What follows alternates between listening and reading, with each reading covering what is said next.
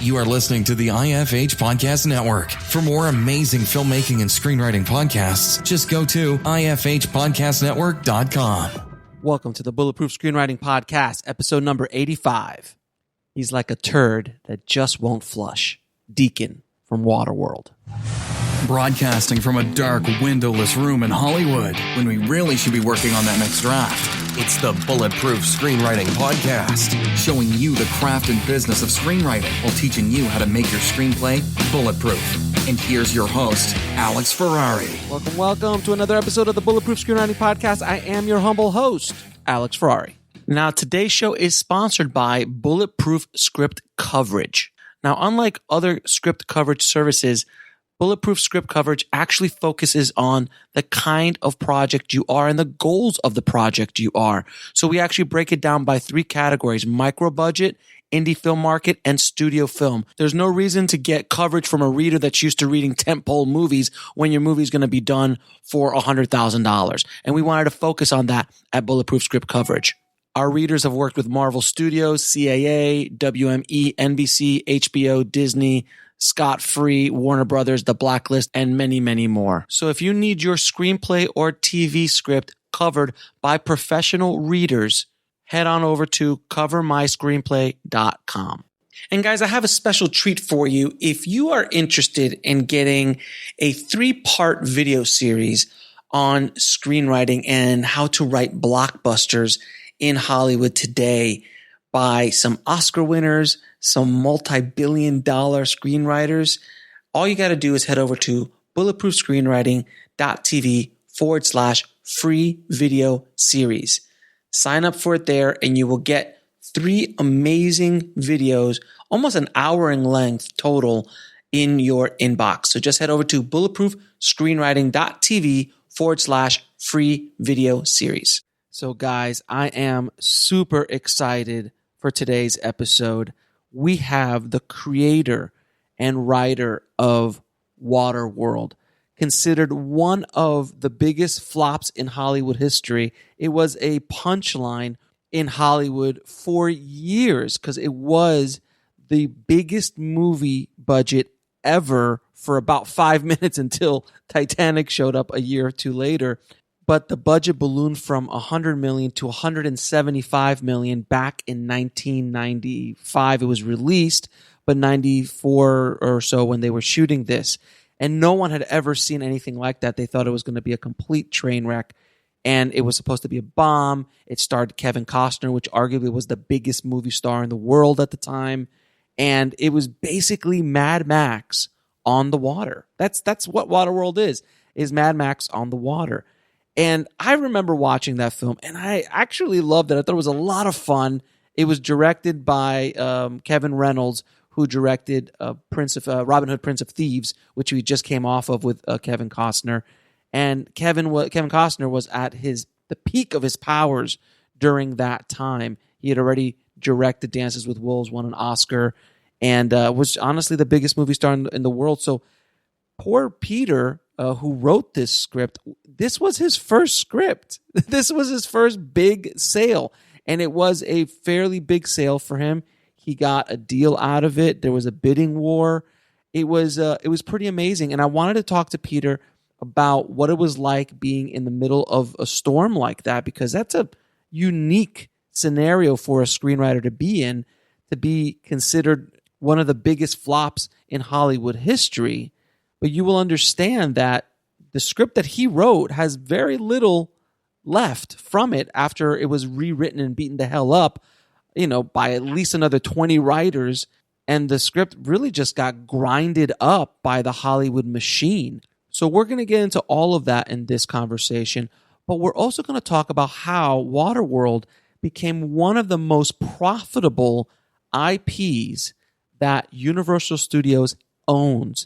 To this day, they make hundreds of millions of dollars because of Waterworld, and we will get into how that happened and how Peter fought to get a piece of that as a writer and set an amazing precedent for all writers in the Writers Guild to get paid off of their screenplays when it's not just the exploitation of the screenplay itself as a movie. There's so much to dig into this episode. I cannot wait for you guys to listen. So without any further ado, please enjoy my conversation with Peter Rader. I'd like to welcome to the show Peter Rader, man. How are you doing, Peter? I am great. Thanks for having me. Oh man, thank you so much for coming on the show. You've been on my other shows as a documentarian, as a producer, as a self-distribution guru. And it's so odd because when I was so excited to meet you, and we had that lunch that day in that ridiculously expensive Indian restaurant. I still never forgot that. I'm like, how much is the buffet? But we were sitting there, and I was so excited about the movie you did with called Awake about Yogananda that I really never realized that you were the writer of Waterworld. Only like months or maybe even a year later, I was doing I think we were going to do another interview, and I was like, oh, let me just check out what else he's done. And I was like, oh my God, you wrote Waterworld. I'm like, I can't believe, and I'm a fan of the movie. I actually loved the movie when it came out. And I'm like, oh, I got to get him on the show. So thank you so much for coming on the show to talk all things Waterworld and your experience writing it and dealing with it and all the stuff that came out of it. So, yeah, I mean, it's, I have existed on both two extremes of the entertainment business. I've written, gigantic movies for the Hollywood studios, and I've also, produced indie documentaries about a spiritual master. So you can't get more different than those two. Yeah, I've got stories to tell. So, all right. So for everyone listening, how did you get into the business as a writer? So I had a light bulb go off in college. I took a film production course, and I was like, this is it. Got it. This is it. This is my life. I'm making movies. I'm telling stories. I loved it. I loved the technology. I loved, the whole idea of the narrative and just mythological archetypes and telling epic stories, all of that. Got the bug. I thought I was on a directing track. I was like, I'm going to direct. I'm going to be a director, because I just loved, just that whole thing, just controlling the whole process, particularly post-production. Got to Hollywood, moved out here, and did some independent, music videos, did a couple of music videos as a director, and was hustling, and actually did a couple of low-budget features. I did a gothic horror movie called Grandmother's House, which was great, and another genre movie called Hired to Kill, which was Dirty Dozen with women. Nice. Both were the same producer, but it was kind of like this thankless thing where it wasn't kind of getting me to this kind of stories that I wanted to tell. And meanwhile, sort of on the side, I was kind of doing some writing. I never saw myself as a writer. That was so interesting. It actually took me years to realize, I'm a writer. Even after Waterworld, I didn't realize I was a writer. But I had developed this story, and interestingly, the genesis of the story did come out of the low-budget world. Mm-hmm. Up until that point, in my early and mid-20s, I was thinking, what can I do for no money? Like, what can I do in one location on a weekend? Like every young filmmaker's thinking, like, what can I contain, small. And this one guy invited me in for a meeting. He worked for Roger Corman. His name was Brad Cravoy. Mm-hmm. And he actually went on to produce a bunch of the Farrelly brother movies, pretty big producer. But at the time, he was kind of hustling and raising money for Roger Corman by any means necessary. So in this case, he said, okay, Peter, here's the deal. I've got some South African money, okay? I got some South African investors, and they want to make a Mad Max ripoff. If you write it, I'll let you direct it, okay? So it was like, okay. I'm being asked two moral questions here. It's a straight up Mad Max ripoff. Got it. Okay. Yes. So am I willing to take the South African blood money? Okay, because it was still the apartheid era. Oh, geez, that's right. Yeah. Okay, so there's that. And then second, was I willing to do a Mad Max ripoff? Okay, so unfortunately, the answer to the first question was yes. Mm-hmm. If it was going to get me my directing break, whatever, I'm going to do it. I'm going to do it. Second question was I willing to write another one of these Mad Max ripoffs that were a dime a dozen that everyone was developing, that was, everyone was bringing to MIPCOM and AFM. Here, I got this. I got gasoline blowing up in the desert. I got old beat up cars. I got machine guns. It was just completely oversaturated and boring. And it wasn't exciting to me. But I remember walking, in the marina here in LA. And a bunch of us had like chartered a boat or wherever we were going to go out sailing, whatever. And I looked around and I was like, I got one of those light bulbs. It was like, on water, Mad Max on water. That's how we redefine the genre. You know, happens all the time. It's like, Star Wars is a Western in space. It's like you take something. Die Hard on a boat, Die Hard in a building, Die Hard on a plane. Yeah. Die Hard with a blind guy or whatever, change up one element and it becomes a completely different story. Because we are rehashing the same stories over and over again anyway. Mm-hmm. And Waterworld is a Western. I'll get to that in a second.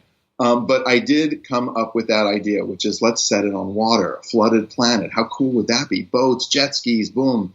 So I went back to Brad and I said, okay, Brad, here, I got it. We're going to do Mad Max on water. And he looked at me. Are you out of your freaking mind? It's going to cost a fortune. Yeah, a movie like that, literally, it's going to cost us $5 million. No. Easily $5 million. Easy. He wanted to spend like 50 grand. Right. 100 times his budget. No. So he said no. And I said, I still like this idea. So I wrote it on spec. And I was so fearless. When you're young and you don't know the rules and you don't know all the rules that you're breaking, that's a good time. That's a beautiful creative time. And I think I just cranked out a draft in 3 weeks. And then at the time, I knew no one. I knew no producers, no writer. No. My cousin was dating a writer who was working on a TV series. And I said, would you take a look at this? Would you read it? The guy read it and goes, he gave me a meh. And I was like, a meh? Oh, it was a knife in the heart.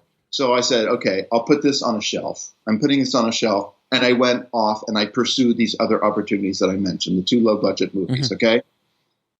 In the second movie, I was so disillusioned. I was like, oh, my God, this is a path to nowhere. Do I really want to do these movies? And I opened the drawer, I dusted off the script, and I said, this thing is not bad. I wrote it in 86. In 89, I took another look at it, and I was like, this is not bad. I did a quick rewrite. By the way, I wrote the original draft on the original Macintosh computer. The one, the 1984. Sure. I got it. Nice. Anyway, dusted it off. I rewrote it on a slightly later version of the Mac, I think. And then it was one of these just Hollywood dream stories where, like, at that point, I did know a few producers. I gave it to one. They were like, this is really good. Oh, my God, I'm going to give it to this guy. I got an agent. I got a lawyer. Before I knew it, it was handed to John Davis, who's a big producer, who had a deal at Fox. His father ended up buying Fox later, but that's a separate story. His office was in the Die Hard building, and he said, I know who's perfect for this, Larry Gordon. So he marched into Larry Gordon, and, within 3 weeks, I had a deal, and it wasn't just one, they bought this spec script, and then my crazy agent at the time, who was at ICM, and then he moved to CIA, in the room said, you like this thing? You know what his next project is? I don't even want to talk about it, but I want you to commit to 2 pictures. He got me a 2-picture deal, sight unseen, on a script that didn't even exist in my imagination. I had no wow shit. So and then began my baptism by fire, because I was so naive at the time that I didn't even realize that a writer could be fired. I thought, I'm the writer. It's my idea. What are you talking about? Yeah, exactly. So, development hell. It was just crazy. All the executives got in there. Everyone had an opinion. Everyone had a piss on the script. Get this idea, do this, darker, grittier. Blah blah blah. More edgy, more Mad Max, more this. And I ended up doing 7 drafts. Some new ideas came into it that were good, but mostly it was like horizontal changes, or actually kind of a diminishing of the sort of energy, and a watering down, if you will, no pun intended. It was a watering down. It was a watering down. And I'll take a sip of water to commemorate. And then, there was a series of writers that came on. So when Kevin Reynolds and Kevin Costner came aboard, I had one creative conversation with Kevin Reynolds, and then he basically said, look, I think it needs a new voice. We're going to bring in another writer. And of course, Kevin Costner had someone in mind. They brought in, whoever. I don't remember the sequence exactly, writers, but there were 5 writers who actually participated in the arbitration. There was one writer, Joss Whedon, worked on it without any credit or whatever. He was like a script doctor, literally on set. but ultimately there were 20 drafts. And, the thing was arbitrated, and, I got, of course, first position credit, and I shared with David Toohey, who, ended up doing, some good work on the piece. Now, do you have the original script still, like your version of it? I do have it. Is it available anywhere for anybody to read? It might even be on the web. People have seen it. It's been the subject of various. I mean, we're probably going to get into this, but we did various arbitrations at one point. We had to find the story of origin and trace it back, and this is the quintessential Hollywood story. 3 months before production. So I sold the script in 1990. They went into production in 94, and in 95, the movie came out. And in fact, we're celebrating the 25th anniversary this year. Mm-hmm. 3 months before production in 1994, Chuck Gordon, Larry's brother, who was also a producer on the movie, took me out to lunch just to kind of let me know what was going on and stuff and, connect. And he said to me, Peter, the deal is that we still don't have a script that's as good as your original spec script. I was like, you've got to be kidding. Just use the real. Yeah, shoot the original. Exactly. Thank you. Shoot the original. And he said, too late. The train has left the station. We've built the sets. We've committed to producing this other script. And even though it's not as good as your original, it loses the energy. When you write it into the ground, there's something about, original drafts. Well, let me ask you a question, because how old were you when this happened? Let's see. I was around 27, I think. All right, so that's fairly young to be thrown into the deep end of the pool here, because you're at this point playing at the upper echelons of Hollywood, and you're playing with some really big players of the day. So when someone, I want writers listening to understand that it's not always the best script that gets made. It's just not. There's politics, ego, money. There's so many things that get thrown into the mix. And that he took you out to lunch and said, hey, I wish we never got anything as good as your original script. That's a great definition of Hollywood, isn't it? It's like, oh, we had something really good. We watered it down to appease all of the egos and all of the politics involved. And now we're just, man, wish we could just go back to what we originally bought. Now, unless you are Joss Whedon, Christopher Nolan, Tarantino, Sorkin, very established screenwriters, and even they, depending, not Tarantino as much, but maybe even they still have to deal with some of this stuff. They would have had the juice to push back a bit. You had no juice because you were just happy. You were happy to be there. Yeah, and also this goes to another question that is really a point to make, which is in the Hollywood structure, you're assigning your copyright. You give away your copyright. They're buying it out. Yeah, and they buy you out, which is unlike Europe, and unlike playwrights, In Europe, writers retain their copyrights and they give a license, an extended license, to the producer. And playwrights control their material on Broadway. They own the copyright. In Hollywood, the pact with the devil, the money is big, the upside is big, there's fame, fortune, all these things, but you are giving away your copyright, which means they can do whatever they want with the material. And this is going to tie into a conversation that I hope we get to, which is this whole idea of separated rights, which is there are certain rights that the writer retains, even in the Writers Guild contract, such as novelization. You have the right to turn your work into a novel.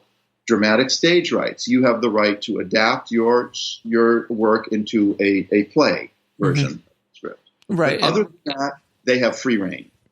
So, okay, so you're a few months away from production. You've been, obviously, there's been a barrage of writers on board at this point in the game. And now you've got Kevin, who at that point was already an Oscar-winning director. Or write. I'm not sure if he didn't write dances, right? No, yes, but he's not directing. No, I know. Kevin Reynolds is directing. Yeah, I know. But he still was a Oscar-winning. Yeah, he was it in the 90s. It was of Prince of Thieves. He was coming off of a hit movie, Prince of Thieves, the Robin Hood movie. So right, he was and Dances with Wolves before that, and Field of Dreams, and all the stuff that he'd been doing during that time. He was in the heyday of thing. So Kevin, from what I understand, I've spoken to a few people who worked with him before, after, and during that time. He pretty much controlled the show. Like whatever Kevin wants, Kevin gets. So if he wants a new writer to come on board, guess what, everybody? That new writer is coming on board. He wielded a lot of power, and that's also the height of the movie star, the movie star with the movie star power. Yeah. Not as much today. There are still obviously movie stars, but not. Before you could literally put Kevin Costner reading a back of a cereal box, and you got 20 million opening. Yeah. Okay. I mean, essentially, that's the way it worked back then. So. How are you? So the movie gets started and they're producing it. And I mean, I'm assuming you went on set. I did.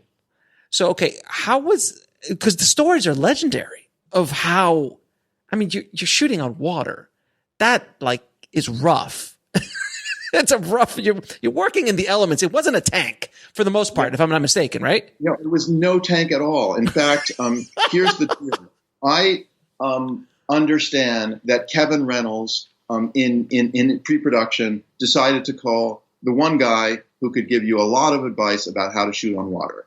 He called Spielberg, and he said, "Hey, Steven, here's the deal. I'm doing Waterworld. We're doing it on water. Do you have any advice for me?" Spielberg said unequivocally, "Do not shoot on fucking water. Don't. I mean, in other words." Don't do it. You're going to get your vistas, set out second unit, get your big shots on water, whatever your drones, your helicopters. We didn't have drones back then, but do everything on a tank, everything in a tank or, in a stage, everything. And Kevin Reynolds decided to disagree with Spielberg. And it just was a bizarre decision, but I understand it. I want to defend Kevin Reynolds and Costner. I'm sure Costner was part of that decision. They wanted the verisimilitude. They wanted that gritty, no denying it. We are out in the frickin' middle of nowhere, water field. And they did get that. They did get that. This is godforsaken, flooded planet, city, Right. It's out in the middle of nowhere. But the cost of that, the price of that was that, they went wildly over budget. And also there's a certain ugliness to the movie because the first shot of the day always ended up being like a 11 o'clock or noonday sun, even though their call was like 6 a.m. or 5:30. By the time they got all the freaking boats out there, the picture boat, the catering boat, the prop boat, this boat, you're looking at 11, and then you got this ugly sun. So they really ended up getting like 5 or 6 setups a day. And, then the one beauty shot, like as the sun ball was setting in the thing, they would get that one beauty shot. And that was it. That was their day. And I mean, there was a storm that hit that, right, too? Yeah, just before production. So here I'm going to set up my visit to the set. So about 3 weeks into production, I show up on set and so excited. This is my first feature. I mean, there was already a little bit of negative press, going around, but I didn't care. Press is press. It was so exciting. Sure. Huge movie. And I flew to Hawaii where they were shooting, Big Island off the West Coast, and I show up and I'm getting this energy like from the crew, like everyone is like glaring at me. I'm like, why are they glaring at me?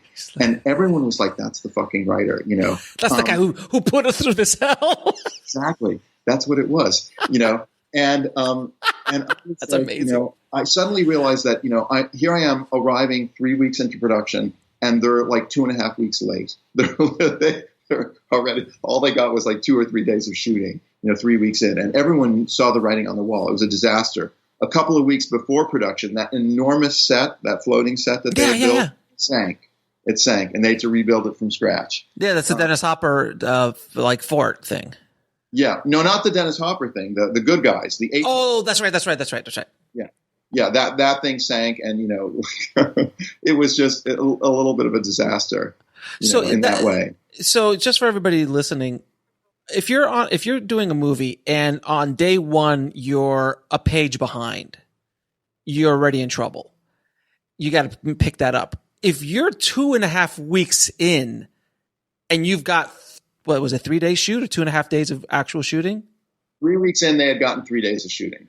Correct. Behind them. This is an absolute disaster that you can pull your way out of it. It would be a miracle. And the only thing that can fix that is money. There's no catching up. It's just a money hose.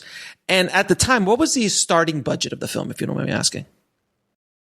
I'm going to guess. There was one point at which we were actually looking at another director. This, I guess he was Norwegian. His name was Niels Gaup.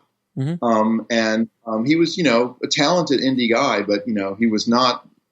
This was where they were thinking, we're going to make this thing for $60 million or something. Well, we'll really contain it. By the time we got, movie stars in and stuff, it was up there. It was, pushing whatever, 80, 90. Ultimately, I think the budget was 175, which made it the most expensive movie of all time for 5 minutes, because it was immediately eclipsed by like 30 other movies, including that the Batman one with Schwarzenegger and Clooney and all. Oh, Batman and Robin, which was just yeah. The Above the Line alone was like 60 million on that, Right. So it was like, short-lived record for the most expensive movie of all time. But, that's not the only reason it became a punching bag. It also coincided with, as you said, Costner himself was, wielding this enormous power, and yet he was very vulnerable. His marriage was falling apart. There was some scandal involving, some affair that he had in Hawaii, and the press just decided, let's go to town. Here's a good story. They're over budget. Heaven. What they call it, Kevin's Gate for a while. Kevin's Gate instead of Heaven's Gate. Yeah. Fish Tar. Oh, this is great. This is a story. Fish Tar. And then that story turned out to be a myth, and we're going to get to that, which is ultimately, that Waterworld. The legacy of it. All right. So you're going on set, so everyone hates you. What else happened on that day when you were there? I, went out on the boat and hung out with Costner, and we chatted, and Hopper, I think, was in the scene, or maybe I saw him earlier or whatever. And it was all very pleasant, and it was exciting for me. But, ultimately it was, it was a mixed blessing. On the one hand, I was super pumped and super excited. And also I was heartsick. I was heartsick because I was realizing that the essence of what I had written was not really in there. Chuck Gordon had told me it as much, but I was also feeling it. I was sensing it. They had made a series of choices that were really kind of taking the heart out of the movie a little bit and just making it kind of, edgy in kind of the wrong way, in my opinion. So it was like, okay, I stayed there for a week. I went to the set a couple times, and then I went home. So you're 27 or around that age, and you're walking on, at the time, the most expensive movie ever made, and it's your script. That has to be a thrill. Regardless of the punching bag, regardless of the press, I would be so excited. And it's such a massive film, like the size of it. On the water, and it was a fairly epic film to be shot. It was. I have to say that I think two moments in that story were bigger than that. When I actually sold that script, spec script, and there was like a little bit of a bidding war and everything, and I was part of that whole spec script thing. That moment for me was like, oh, I made it. This is great. My dream, And I remember that Christmas, it was just before Christmas in 89, that my father was coming out to visit, and he, I just ended up renting like a limo and picking him up the airport with a limo and champagne and stuff. It was a lot of fun. I was 27, I was so young and so unprepared for that voyage, and the set moment, had this kind of bittersweet feeling to it. And then ultimately, then finally the third moment was the premiere, this huge Hollywood premiere at the Mann's Chinese. And, again, another limo and, this whole thing. And, I brought like 20 friends, and that was really exciting. And again, it was a mixed feeling there. The first part of it was super exciting. Kevin Reynolds' idea to deconstruct the Universal logo. Here you have the Universal logo, the globe and the letters wrapping around, and then they float away, and you see the globe and you see the continents disappearing, Mm-hmm. You end up zooming in on the world, and it's all water, and then whoosh, you come in on Kevin's, on the trimaran. Mm-hmm. I was like, oh my God, that is a great moment. Like they nailed it. And then, the first scene of the movie was the first scene of every draft that was written, which never changed, was my scene, which is he pisses, puts it into a contraption, filters it, and he drinks his own urine. That tells you visually, sets up the whole movie without having to say any words, Which so is, I really love that. Which is, and I want to just jump on that for a second, because as opposed to a lot of writers will write, because you needed to establish what was going on in a very quick and efficient way. I can't think of another way that you could have done it better. Obviously, because after 400 writers or however many people wrote on it, they didn't change that because it was so well constructed.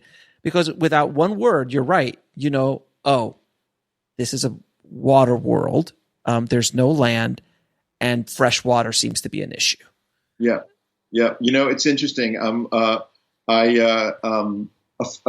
friend of my son's goes to USC Film School and was taking a sort of intro screenwriting class, and I forgot the professor's name, but basically he was talking about grabbing the audience in the first 5 minutes and setting up the scenes. And he said, "Who here knows the opening of Waterworld?" He actually used Waterworld as a case study, and of course, no one raised their hand, but this one kid, my son's friend, knew the film. Said, "I do."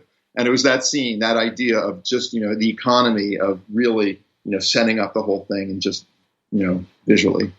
So the movie comes out and it's already, like I've had other writers and creators on that have been in like cultural zeitgeist moments. Like we had the creators of Blair Witch, which was like a complete, I had to ask him, like, how did it feel being in the center of that storm? I have to ask you the same question. The negativity, it was a punchline. Waterworld was a punchline for a long time of being a flop and like, oh my God. And it was like an example of Hollywood excess and the powers of movie stars and all this stuff, which obviously none of this was your fault, but you get some of that blame. Some of that energy goes to you. What was it like as a writer and as a human being to be caught up in that?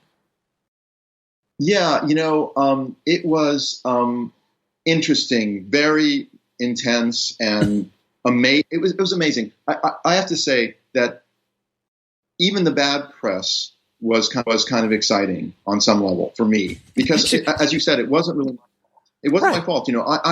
I created an idea, and then it basically got taken over, and a series of decisions were made that I had nothing to do with, and here we were. On the other hand, it was being written about, in every newspaper, every around country. the world. Everyone knew about that word, that title. It became part of the zeitgeist. It still is to this day. It has cult status. I still get residual checks, substantial residual checks every quarter from that movie 25 years later, because it kind of struck a chord of some kind. I think part of it, of course, is, the origin story, which is the flood myth. Every culture has a flood myth. And I was recently, someone was telling me, what that potentially was caused by, which is, there was a meteor strike potentially way back in the day, but it wasn't just one meteor because it wouldn't have affected all these different continents. It was this huge rock that broke up and went bump, bump, bump, bump. So it had a whole bunch of splashes and apparently, wiped out a lot of cultures, and hence the flood myth, the Noah's Ark, and every civilization has this myth. And I think the combination of that idea, which is probably baked into our DNA, and also this kind of obsession with post-apocalyptic movies, which everyone seems to have. Well, and in today's world, not so much fiction anymore. Exactly. In fact, I was invited to the United Nations to talk about Waterworld. We can talk about that if you're interested. What? Please elaborate. Okay. Not long ago, around 6 months ago, I got a call out of the blue from a National Geographic journalist who was saying, I'm organizing a roundtable at the United Nations to discuss the feasibility of floating cities. In other words, we're dealing with two crises at the same time, simultaneously. Habitat loss, from rising oceans and increasing populations. What are we going to do with, like, for instance, Bangladesh? The ocean rises 5 feet, and that's millions of people displaced. But, what are we going to do with them? Is it possible to create floating cities that are actually self-sustaining and could, blah, blah, blah. So they brought in a whole team of architects, a rock star architect from Denmark and engineers, and they brought in a screenwriter, because basically the model that they created, the prototype model, looked exactly like the atoll, So here I was, talking to the Undersecretary General and a whole bunch of bigwigs about this idea. And, it makes perfect sense that they should involve screenwriters. I'm going to tell you one little other anecdote that might be interesting to your audience, which is, I heard, in fact, I know some of the people that were part of this, that after 9/11, the National Security Agency created a writer's room of Hollywood screenwriters and said, listen, we want you to tell us what's next. Because 9/11 was not a failure of intelligence. We knew these guys. We knew they were going to flight school. It was a failure of imagination. We didn't make that leap of faith that they would weaponize airplanes. What do you got? You writers who think about this stuff all the time. Right. So it's like, writers have a place at that table, which is thinking about the most incredible, implausible ideas that could actually help us in the future. Yeah, absolutely. I mean, I still remember days after 9/11, like when the plane would fly by, I would have literally have reactions, physical reactions to it. And what we're going through right now with Corona and the COVID crisis, I promise you that the hangover, even after a vaccine and after this kind of goes away, which could be years, there's going to be a hangover of a generation. Yeah. Of people who are going to be like, I don't want to go to a concert, and that's something I've talked about ad nauseum on my other podcast as well, which is, how many people are really going to want to go back to the movie theater all the time? It's gonna. I'd love to. I'll throw that out to you just out of curiosity. I know I want to go see Tenet in a big screen. I want to go see the next big Marvel movie or a big event film in the big screen, an IMAX or something like that. But you got to balance it out. Like, is it worth the risk? And even a year from now, even 2 years from now, it's going to take a minute before you go back in, like any trauma. Yeah. Yeah. No, the business has changed for sure. And we don't exactly know how, but, even in our world, I mean, we're distributing a movie online, a virtual distribution of a movie. We're, using whatever on, streaming technology and doing a whole thing, and completely, rewriting the rules as we go along, because we have to figure it out. Now, with all this, negative press that happened when Waterworld came around, how did the town treat you as a screenwriter? Because you were hot stuff for a minute, because there's a bidding war, you've got a 2-picture deal. How did that play out? So, I was spared the, I got a lot of assignments after Waterworld. And unfortunately, they were all huge, epic sci-fi things that never got made, because no one was going to do it again. But that's the thing. They said, you're the world creator. Let's create a world over here. Let's create a world over there. I did a whole bunch of them, and they ended up in development hell. And that's actually one of the things that informed my pivot to indie filmmaking and distribution, which is what I'm doing now with my wife. I met my wife. She was, she said, let's go to the Sundance Film Festival, and I was like, I suddenly just got excited again, like I was in college, about, making movies where you're actually making the movies, and then, I joined her in the company, and we've been doing a number of projects, ever since then. And it's hands-on. It's like really fun, and, it's not the same money, and there's trade-offs and stuff, but you're always making choices between the pact with the devil and your heart's truth, and those things. So that's an ongoing thing. But I do think that the business has changed, And it's up to us to sort of redefine how we're going to re-engage. Now, can we talk a little bit about the legacy of Waterworld? Because so many people think of it, especially of a certain generation. Kids nowadays, unless they look it up, they weren't, it wasn't in the zeitgeist of them growing up, like it was with me, like it was with you, that we knew Waterworld, but it was considered a flop. Like I remember when Ishtar, nobody remembers Ishtar, but I remember Ishtar being like the punchline, and Heaven's Gate is a legendary punchline. And Titanic, by the way, just a couple years later, took the throne as like, this is gonna suck. This is a complete disaster. This is not gonna make any money whatsoever. It's 200 million plus. Who's this James Cameron think he is? Well, that worked out okay for James. But what is the legacy of the actual numbers of the film? Because it was considered a flop, but the truth is different. Yeah. I mean, the 25th anniversary, everyone is writing the story, which is, Waterworld was so not a flop. In fact, I'll go on the record saying that Waterworld is one of the most profitable titles in the Universal catalog. And it all comes from the theme park exploitation. So what happened, a couple years after the film came out was Universal Studios Hollywood had this Miami Vice stunt show, which was, it had a water tank and, it was boats and stuff. And they were like, no one's going to this stunt show. No one's going. Who cares about Miami Vice? We got to reinvent this or, upgrade it. And we're like, Waterworld, let's do Waterworld. So they suddenly created a Waterworld show. That show has been running at that park for, 25 minus 2 years. So yeah, I've seen it. Years. I've seen it a ton of times. I love that part. I love that show.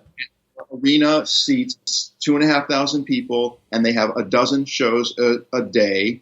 And park is open before COVID was 365 days a year. So you can do the math there. That's tens upon tens upon tens of millions, if not 100 million in that theme park. Then they opened one in Osaka and Singapore. And now they're opening one 2021, supposedly. Let's see what happens in Beijing. And in the Beijing Universal theme park, there's a Waterworld zone. Okay, it has its own zone. It's a land, like a land, like Jurassic, like Transformers, like Harry Potter. Movies that have had franchises that have had 7, 8 titles in them. Get their zones, and then Waterworld gets a zone. Why is that? It's because the demand, the interest, the fascination with Waterworld has no limits, and also because it's a splash zone or whatever. It's a fun zone for. It's a good brand. It's a good brand. It's a good IP for Universal. It's a fantastic brand. I'm still getting the residual checks. And if you do the math on 4 theme parks, we're talking about hundreds and hundreds of millions of people have been exposed to this Waterworld idea. Now, the great thing about that is that the Writers Guild, right after that theme park was open, approached me and David Toohey, the 2 credited writers, and said, you know what? No writer has ever been paid for a theme park exploitation of their work, but we think that we have a chance to argue that this constitutes a exploitation of the dramatic stage rights, which is one of those separated rights that a writer retains in a Writers Guild contract. So we're saying that the Waterworld stunt show is basically a staged version of the show, a 20-minute version. It's verbatim dialogue. It's the same characters. It's the same story. And, the Universal threw a ton of money and a ton of lawyers to fight us. Fight. And the smoking gun moment, this was brilliant, was we got a transcript of their, of the stunt show or whatever, verbatim line transcript. And there was this block of dialogue, like 3 or 4 sentences in, I think, the deacon, the bad guy get the speech or whatever. It wasn't in our final scripts. It wasn't in any of the final movies, but it actually, that verbatim 3 sentences, paragraph of dialogue appeared in a script that wasn't used. So they had gone through the whole stack of scripts and they had cherry-picked stuff. It was proof that they were using our writing in their show. And at that point, the arbitrator found in our favor, and we got a huge settlement, and we established a precedent. So from now on, Writers Guild writers are paid a minimum for the theme park exploitation of their work. So the Simpsons creators, the E.T. writer, the Fast and Furious writers, all those guys get something now from all those rights. Yeah.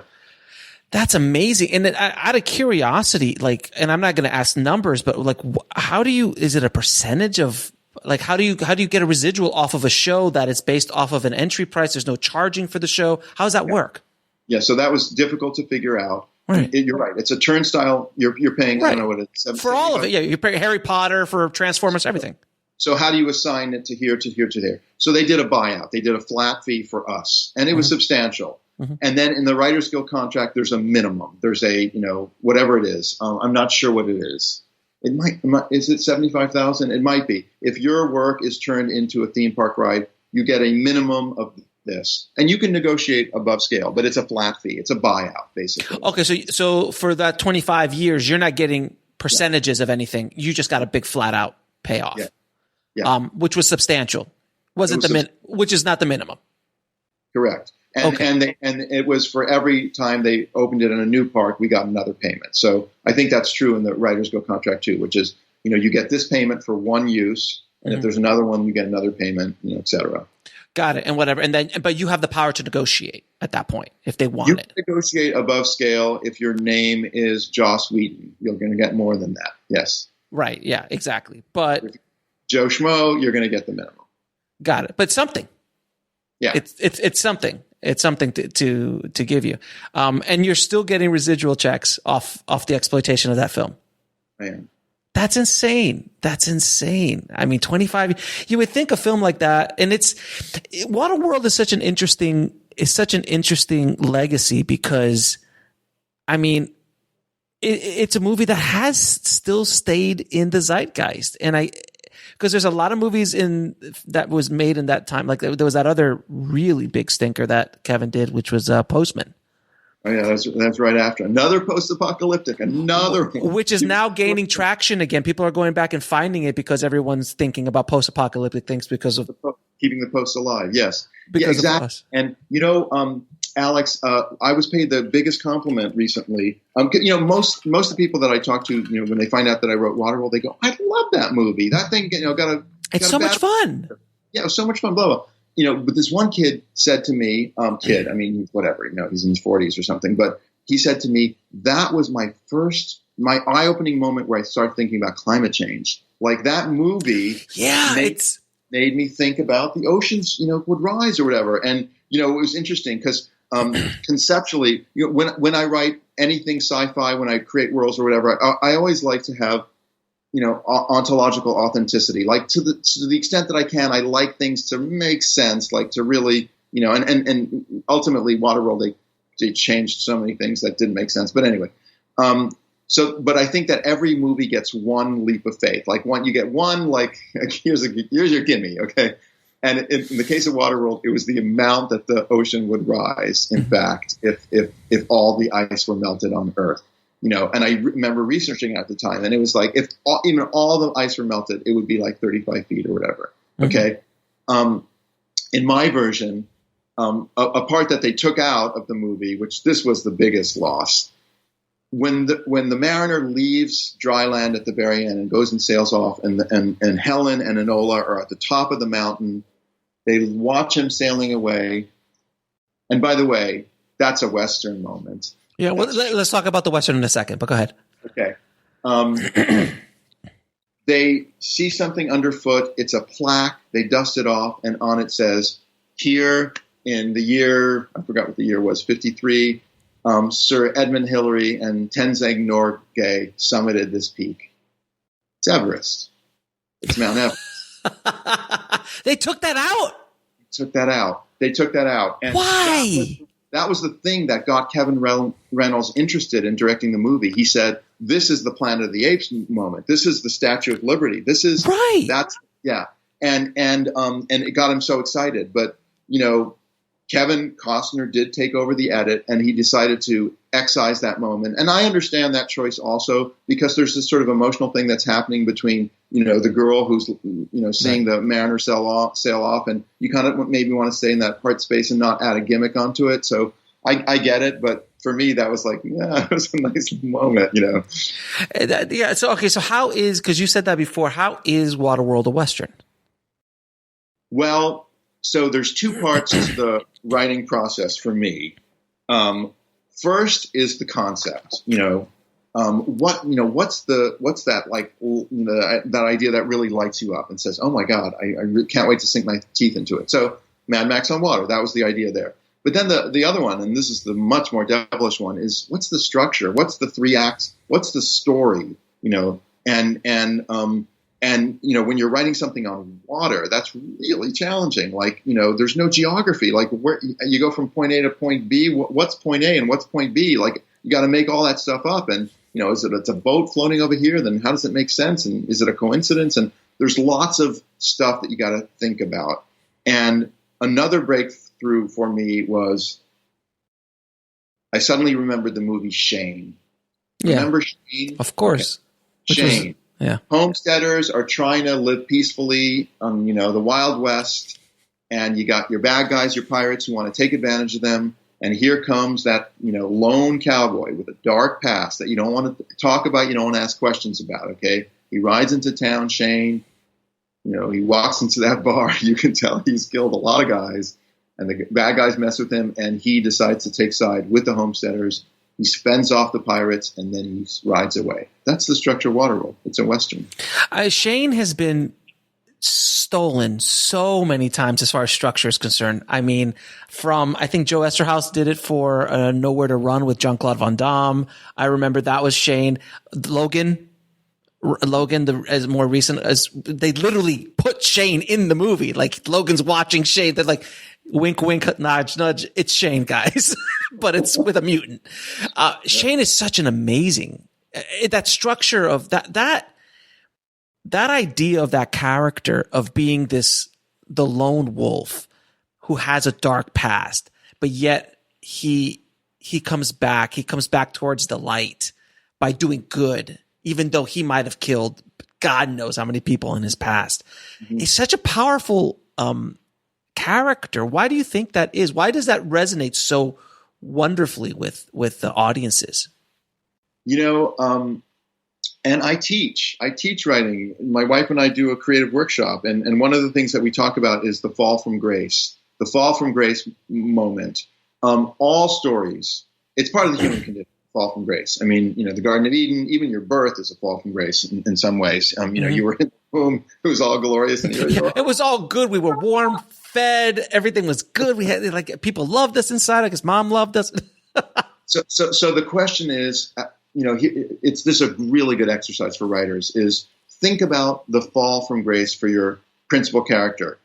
It's where is it going to be in the movie structure, and what is the tone of the fall from grace? So, for instance, in a broad comedy like a Jim Carrey movie, that fall from grace is front and center. It's in the first 10 minutes, and it's highly humiliating. It's like, oh my God, here I am with my pants down in a court of law or whatever. It's one of those moments, or Ben Stiller moments. It's a broad slapstick fall from grace, right? In film noir, or in sort of a darker, edgier movie, the fall from grace happens in the distant past, and it is never discussed. It's something that's not talked about. It's like the buried child from the Sam Shepard play. It's that thing that it's Chinatown. Chinatown is, Jake had a fall from grace in Chinatown. It's never discussed. And it haunts the movie. So that energy of that character, why is he so mean? Why is he so shut down? Why is he a loner? Well, he obviously has some stuff from his past that he doesn't want to talk about. In various drafts, we wrote those scenes, like the murder of his family and stuff like that. We just decided to take them out. It's much more interesting to not be discussed. You know what I mean? Oh, yeah, because your imagination builds something else up. So that was the whole thing with Obi-Wan Kenobi and Star Wars, like this older Jedi, and he would just talk about certain things like the Clone Wars, and I had a student who killed your father, and then it turns out to be Darth Vader. Sorry, spoiler alert for anybody who hasn't seen Star Wars. But that character was so powerful and had so much weight behind him purely because of like all this stuff. And they even talked about it, gossiping. Like, oh, you don't want to go see Ben Kenobi? No, don't. It was really interesting. But you're right. That kind of, it's a very powerful character, a tool for your character is if you have this backstory, specifically A Fall from Grace is extremely powerful depending on your story, that drives the current narrative, like in Waterworld. So Peter, I wanted to thank you for coming on and being as raw and honest about Waterworld and your experience with Waterworld as you have been, because it is, I mean, again, for my generation, I just know how much of a beating that film took. And I just love knowing, because I even said that during myself. Like I was sitting there watching Waterworld, the show at Universal, and I'm like, how can this be such a big flop if it's still here? Like this thing is still going, and what I've discovered now talking to you, that there is something about the concept of Waterworld, which Mad Max has longevity as well. Just the concept of Mad Max, the post-apocalyptic, everything's gone. You got to find gasoline and water and all that stuff. But Waterworld takes that and kind of amplifies it, because now you throw in the flood myth, which then everybody on the planet knows the flood myth. It's like you said, in their DNA. And then you have the ecological aspect of it, like, global warming and all that stuff. So it's hitting on so many cylinders, and it's honestly very ahead of its time, because in the mid 90s, or when you thought about it, which was in the mid 80s, climate change wasn't a thing really at that point. It was talked about, but very, very minimally. So it's really interesting how it is grown, and it continues to grow. It's the popularity of the concept. By the way, why hasn't Universal done a sequel, a reboot, something else? Or are they just scared to death of it? Because you can make that film much more affordably now. Yeah. This is an excellent question, and I'm actually restricted in what I can say about it. Nice. But yes, there's lots of complicated machinations behind what's going on right now with rebooting Waterworld. With the brand, because Universal in general doesn't have Marvel, doesn't have DC. They don't have like a 3,000 characters. They don't have Harry Potter. They don't have Star Wars. So they have Fast and Furious, which they are definitely exploiting without, and they have a handful of IP and brands, but they don't have a lot of like IP, like Waterworld could be a thing. Like you could do a 3-picture deal. The thing is, they are rolling out sequels in the form of theme parks. So in other words, this idea that, that's the safe way of exploiting that IP is just do another theme park. We know exactly how much that's going to cost. We can totally contain that. And let's just do it in China. We'll do a whole zone, But they're a little bit gun shy, because they're like, ooh, that first one went to 175 million. We were only expecting to spend 60. We can't take a $300 or $400 million hit. So I guess it has to be the filmmaker behind it, what to do and where to go. But I know, like, I've spoken to the guy who created Final Destination and that horror series. He goes, every time they make one, he gets a check. I met the guy who wrote Fast and Furious, and he's like, he hasn't written a Fast and Furious in a long time, but every time they make one, he gets a check. So I'm praying for you, sir, that they make 20 more of those films. Thank you. Now I'm going to ask you a few questions I ask all of my guests. What are 3 screenplays every screenwriter should read? I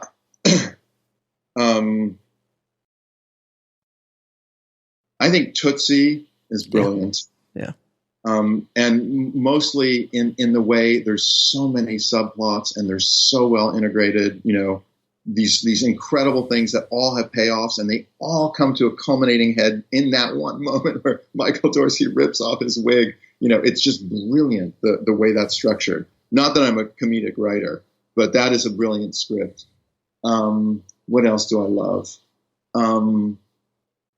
I love Peter Weir's Picnic at Hanging Rock for how minimalist it is and how he never reveals what happened on that rock. Just that kind of brooding, quiet, patient, sort of teasing out of just basically a brooding mood. It's a lot of that's in the filmmaking, but I think it's in the script also. And what else? When am I going to go for a third one?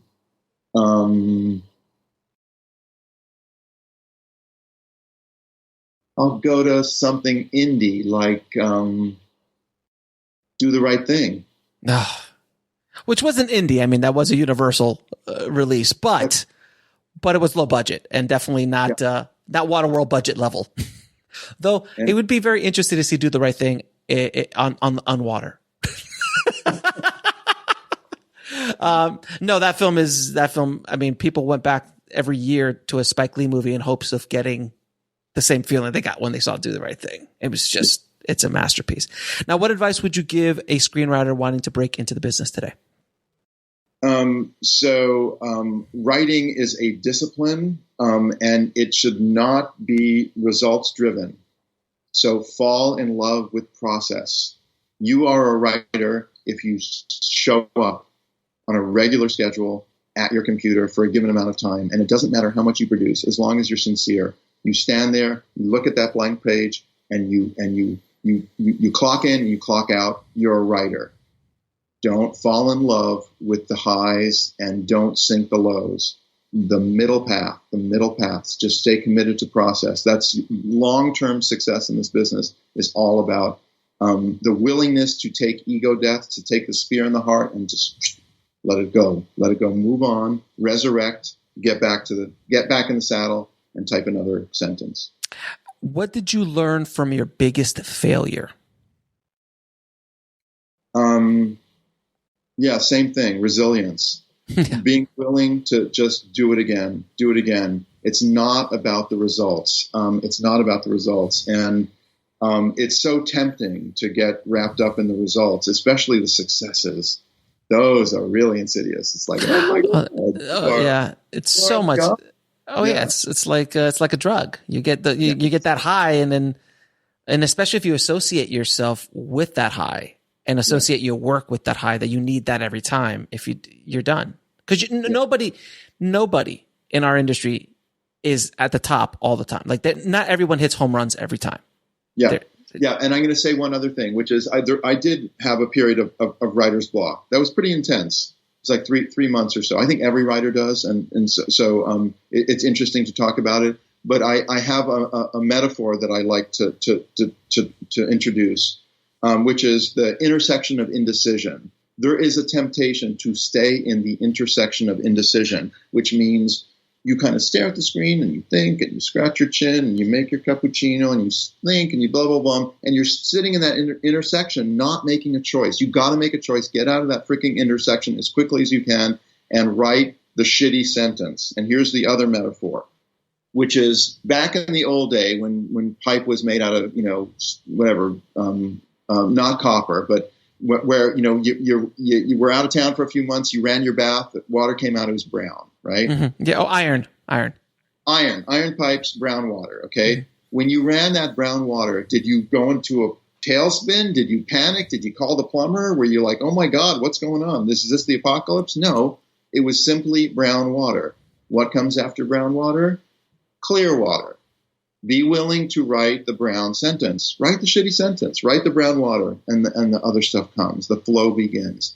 Get out of the intersection. Fall in love with process. Write the brown sentence, and that's what you do. I love that. I love write the brown sentence. That's a great. That should be a T-shirt. Now, where can people find you and the new work that you're doing with your company? So my website is peterrader.com. And our production company is thisiscounterpointfilms.com. Thisiscounterpointfilms.com, where we're doing all sorts of cool things. And if you guys haven't seen Awake, the Paramahansa Yogananda story, if you guys have listened to me for a while, you know that it's one of my favorite documentaries of all time. You should definitely watch that. And I know they have a ton of other good stuff that they're doing over there at Counterpoint Films. Peter, again, thank you so much for being on the show. I truly, truly appreciate your time and your candor with the amazing, now a very profitable Waterworld. So thank you again, my friend. Thanks, Alex. It was really fun. I want to really thank Peter for coming on the show and being so raw and vulnerable and honest about his experience writing and being part of Waterworld, considered one of the biggest flops of all time. But as you now know, it is not. It is not all what they say it was. That film has done an insane amount of business and continues to do an insane amount of business. And we will see what Universal Studios will do with the IP if they decide to reboot it and what they plan to do with it. I'd be interesting to see an updated version of Waterworld with today's technology and see what actually could be done with it in the right hands. So I'm really, really curious about that. But thank you again, Peter, for coming on the show. If you want to get links to anything we spoke about in this episode, and if you haven't seen it, if you want to watch Waterworld, just head over to the show notes at bulletproofscreenwriting.tv/085. And I also want to let you know, guys, that I am teaming up with John Truby, the legendary story master and author of the best-selling book, The Anatomy of Story. And we are going to bring you a free webinar training called Stories That Sell. And John will explain his system to help you structure and layer genres, characters, story worlds, themes, and everything else within the individual screenplay. Now, if you want access to this free webinar, just head over to truby.com/hustle. That's Truby, TRUBY.com/hustle. Thank you again for listening, guys. As always, keep on writing, no matter what. I'll talk to you soon. Thanks for listening to the Bulletproof Screenwriting Podcast at bulletproofscreenwriting.tv.